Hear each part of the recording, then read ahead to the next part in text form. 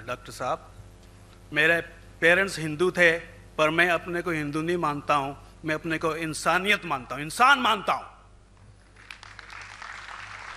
By chance मैं जमा हूँ हिंदू जगह घर, और आप जमे हैं इस्लाम के घर, और दूसरे जमे उनके घर, पर सबसे ज़्यादा है इंसानियत। मैं ये कह रहा हूँ साहब, आप अपना पर्सनल मज़हब है रखिए, अपने घर में रखिए, बस स्टेट में और दूसरों के ऊपर ना लाइए, वार ना करिए, लड़ाई ना करिए। एक माफी चाहता हूं। स्वामी दयानंद सरस्वती के हिसाब से 1310 मिलियन ईयर्स ओल्ड, 1310। आप थोड़ी ठेकेदार है मजहब के, आप ठेकेदार है मजहब के क्या? नहीं ठेकेदार। जी हाँ भाई साहब, आपका नाम और आपका? मेरा नाम रवि कोहली है सर। डॉक्टर साहब, मेरे पेरेंट्स हिंदू थे, पर मैं अपने को हिंदू नहीं मानता हूँ, मैं अपने को इंसानियत मानता हूँ, इंसान मानता हूँ। बाई चांस मैं जमा हूँ हिंदू जगह घर, और आप जमे हैं इस्लाम के घर, और दूसरे जमे उनके घर, पर सबसे ज़्यादा है इंसानियत। और अभी तक मज़हब ने, कोई भी मज़हब हो, इंसानियत के ऊपर अमल नहीं किया। आपने 12-13 साल से इसमें स्टडी कर रहे हैं, मैंने 30 साल से स्टडी कर रहा हूँ, बाल मेरे सफ़ेद हो गए हैं, रोटी के लिए मैं बिजनेस करता हूँ। पर जो किताबों के आपने पढ़े हैं, आपने ये जांच की, वो किताबें किसने लिखी हैं? हजारों साल बाद लिखी हैं। पहले एक जुबान की बात होती थी, कोई राम राम राम कह के उसके कहावत है मर मर मर कहने लगा, उसको पूजना है।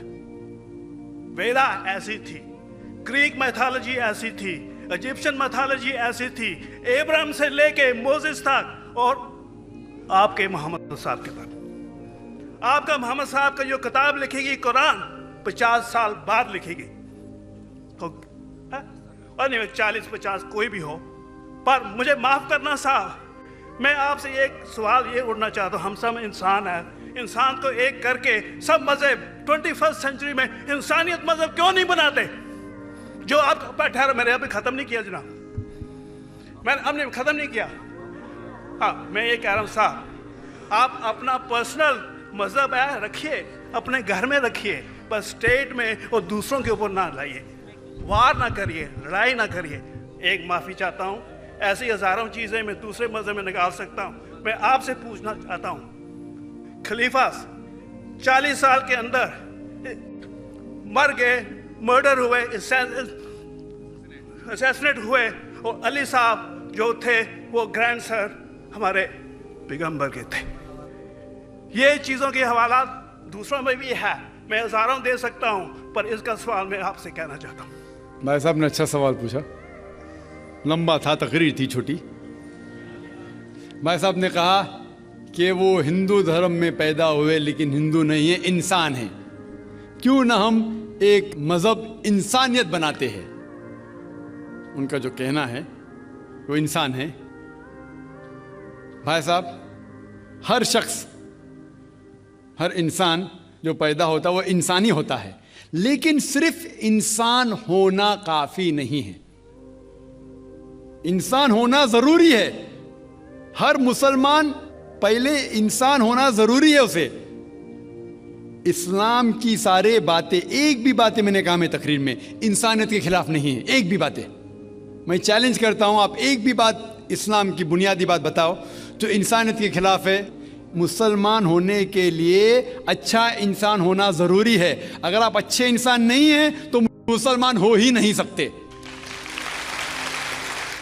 लेकिन सिर्फ अच्छा इंसान होना काफी नहीं है। मिसाल के तौर पे डॉक्टर बनने के लिए 10वीं पास करना जरूरी है, फिर 12वीं, फिर डॉक्टरी। तो मैं कहूंगा डॉक्टर बनने के लिए स्कूल पास करना जरूरी है, लेकिन स्कूल पास करना काफी नहीं है। तो इस्लाम में अच्छा मुसलमान बनने के लिए अच्छा इंसान बनना जरूरी है, लेकिन सिर्फ अच्छा इंसान बनना काफी नहीं है। समझ रहे? क्यों? क्योंकि इंसान को जिसने पैदा किया उसकी इबादत करना जरूरी है। जिसने आपको पैदा किया, जिसने आपको पैदा किया, उसकी अगर आप इबादत नहीं करेंगे तो इंसानियत के नाम पे कलंक है। आप कहते हैं कि मजहब, जितने मजहब है सब भेदभाव पैदा करता है, नफरत पैदा करता है। आपने कहा, शंकराचार्य ने बिल्कुल सही कहा। शंकराचार्य ने कहा कि कोई भी मजहब नहीं सिखाता कि आपस में भेदभाव करना। उनकी भी स्टडी है, मेरी भी स्टडी, आपकी भी स्टडी है। आपने कहा कि मैंने 10-12 साल किया, आपने 30 साल किए। अगर आप 30 साल किए उसका मतलब नहीं कि आप मुझसे अच्छे हैं, जरूरी नहीं। मैंने नहीं कहा कि आपने कहा, मैंने ये भी नहीं कहा कि आपने कहा। मैंने कब कहा कि आपने कहा? मैं कह रहा हूं,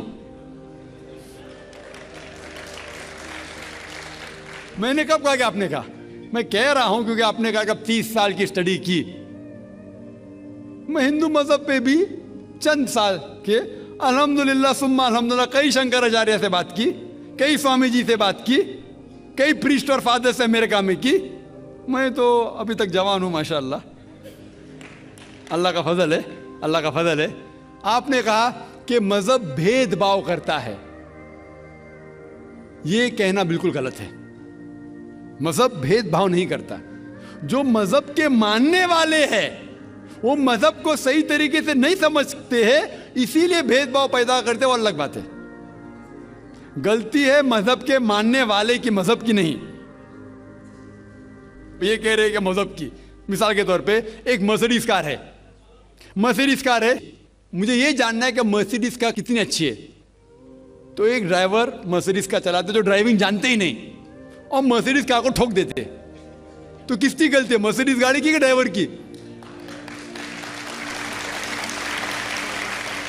अगर आपको जानना है मर्सिडीज कार कितनी अच्छी है तो आपको यह देखना चाहिए स्पेसिफिकेशन, उसका पावर कितना है, हॉर्स पावर कितना है, माइलेज कितना है, सेफ्टी मेजर कितना है। उसकी तहकीक करने के बाद आपको कहना चाहिए कि कितनी अच्छी मर्सिडीज कार है। अगर जानना चाहिए कितनी अच्छी है तो उसको बिठाओ जो ड्राइविंग जानता है।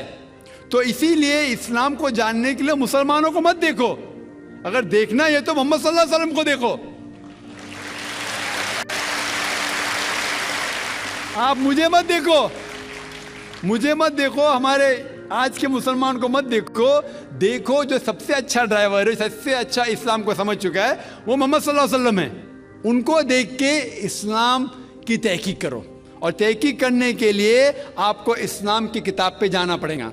और आपने जो कहा आखिर के अंदर कि सारी मजहब किताब बाद में लिखी गई, पहला कहना था, आप काफी हद तक के सही है, आप काफी हद तक के सही है कि आप बिल्कुल सही फरमाते, लेकिन यह कहना कि सारी मजहब की किताब, उसमें गलती है।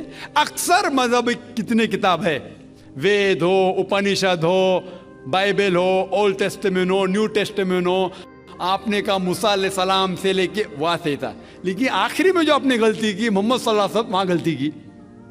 आखिर में आके आप अटक गए, आखिर में आके फंस गए। आपने शायद इस्लाम का मुताला सही तरीके से नहीं किया होगा, आपने शायद अरुण शुरू की किताब पढ़ी होंगी। अगर आप कोई मजहब का मुताला करना चाहते हैं तो जो मजहब को समझ चुका है उसकी किताब पढ़ो। आप अगर अरुण शुरू की किताब पढ़ेंगे और इस्लाम के मुताला करा कहेंगे, ये किधर का सही फैसला है? मैं कहता हूं अरुण शूरी जैसे लोग की पढ़ी होंगी, क्योंकि जब भी कुरान नाजिल हुआ, जब भी कुरान की आयत नाजिल होती थी, मोहम्मद सल्लल्लाहु अलैहि वसल्लम अनपढ़ थे। जब भी कोई आयत नाजिल होती थी वो उसे याद करते थे और अपने साथियों सहाबा से उसकी तिलावत करते थे, और सहाबा फौरन उसे लिख लेते थे। तो मोहम्मद सल्लल्लाहु अलैहि वसल्लम की मौजूदगी में हर आयत लिखी जाती थी और वो उसे चेक कर, मिसाल के तौर पे इक़रा बिस्मि रब्बिकल लज़ी खलक़ आयत नाज़िल हुई, उन्होंने याद किया, साहबा से कहा, साहबा ने लिखा इक़रा बिस्मि रब्बिकल लज़ी खलक़, पढ़ के सुनाओ, पढ़ा, हाँ सही। अगर गलती होती तुम्हारी टोक देते थे। तो मोहम्मद सल्लल्लाहु अलैहि वसल्लम की मौजूदगी में जब भी अल्लाह सुब्हाना व तआला आयत नाजिल करते थे वो याद करते थे और लिखवाते थे और चेक भी करते थे। सारा कुरान मजीद मोहम्मद सल्लल्लाहु अलैहि वसल्लम की मौजूदगी में लिखा गया। तो आप जो कह रहे वो हजरत उस्मान का जिक्र कर रहे, वही तो अफसोस की बात है, आपने सही मुताला किया ही नहीं। हजरत उस्मान ने कई साल बाद, 40-50 साल बाद, जो आप कह रहे 40-50 यहां से आपको आया, उनने क्या कहा कि इस कुरान मजीद का जो नुस्खा है उसको और नुस्खे बनाए जाए और बाकी लोग में फैला दिया जाए, क्योंकि लोग को इख्तिलाफ था रवानगी के अंदर।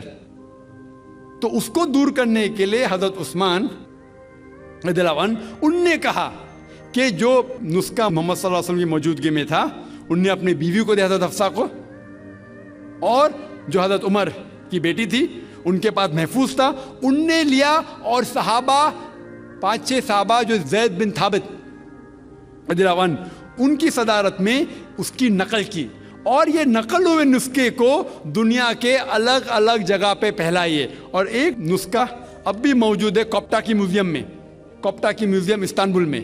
तो आप जो जिक्र कर रहे हैं वो उतारे हुए कुरान शरीफ का जिक्र कर रहे, जो हकीकत में कुरान शरीफ है वो मोहम्मद सल्लल्लाहु अलैहि वसल्लम की मौजूदगी में लिखा गया था।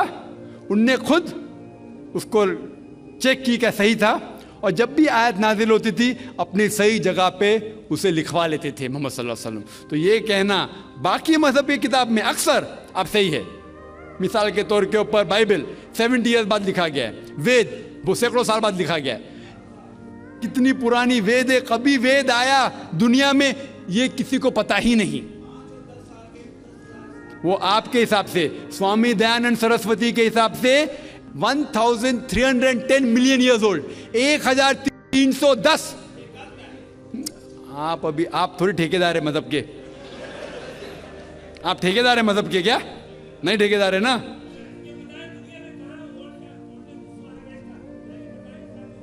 हाँ इसलिए ओ भाई साहब ना, बिल्कुल सही भाई साहब भाई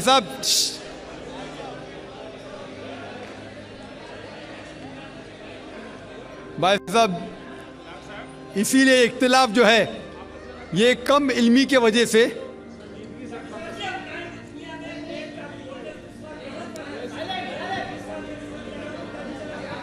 वेद का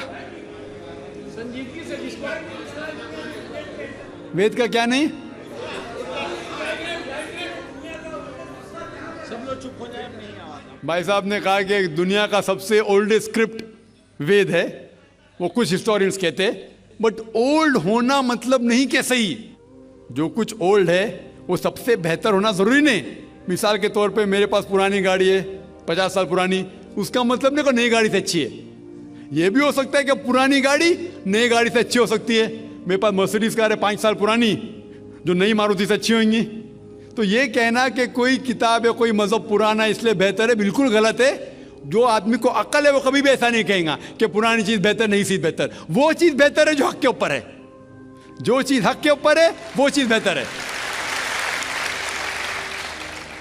तो भाई साहब आपकी जो तहकीक है मजहबी किताबों पे जरा कमजोर है और गलत है। आपको फिर से और 30 साल लगाने पड़ेगा इंशाअल्लाह।